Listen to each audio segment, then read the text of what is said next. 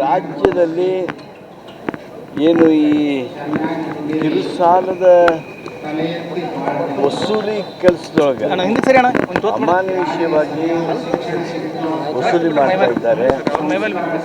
ಸಾಲಗಾರರಿಗೆ ಭಾರಿ ಕಿರುಕುಳ ಕೊಡ್ತಾ ಇದ್ದಾರೆ. ಆ ಹಿನ್ನೆಲೆಯೊಳಗೆ ಆ ರೀತಿಯ ದೌರ್ಜನ್ಯಮಯವಾಗಿರ್ತಕ್ಕಂಥ ವಸೂಲಾತಿ ಆಗಬಾರ್ದು ಅಂಥೇಳಿ ಆ ಸಾಲಗಾರರಿಗೆ ಗೌರವಕ್ಕೆ ರಕ್ಷಣೆ ಕೊಡಬೇಕು ಅನ್ನುವಂಥ ದೃಷ್ಟಿಯಿಂದ ರಾಜ್ಯ ಸರ್ಕಾರ ಈಗಾಗಲೇ ಮಸೂದೆಯನ್ನು ಸಿದ್ಧಪಡಿಸಿದೆ, ಕಾನೂನನ್ನು ಮಾಡೋದನ್ನು ನಿರ್ಣಯಿಸಿದೆ.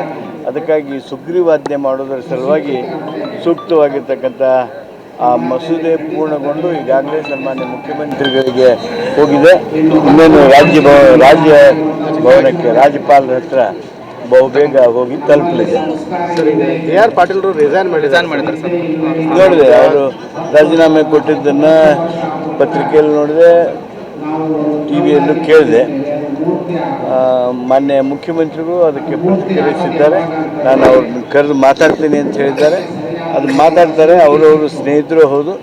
ಅದು ಬಹುಬೇಗ ಸಮಸ್ಯೆ ಏನಾದರೂ ಇದ್ದರೆ ಅದು ಬಗೆಹರಿತದೆ. ಅಲ್ಲ, ಅನುದಾನ ಬಂದಿಲ್ಲ ಅಂತೇಳಿ ಬೇಜಾರಾಗಿದೆ ಸರ್. ಯಾವುದೇ ಶಾಸಕರಿಗೆ ಬರ್ತಾ ಇಲ್ಲ, ಗೊತ್ತಿಲ್ಲ ನನಗೆ, ಆಗ್ತಾ ಇಲ್ಲ. ಎರಡು ಸಲ ಕೊಟ್ಟರೆ ಗೊತ್ತಿಲ್ಲ. ಆದರೆ ಬಹುಬೇಗ ಅದೇನಾದ್ರು ಸಮಸ್ಯೆ ಇದ್ದರೂ ಬಗೆಹರಿತದೆ.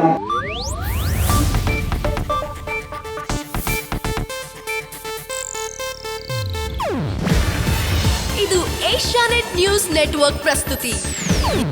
ನೀವು ನೋಡ್ತಿದ್ದೀರಾ ಏಷ್ಯಾನೆಟ್ ಸುವರ್ಣ ನ್ಯೂಸ್.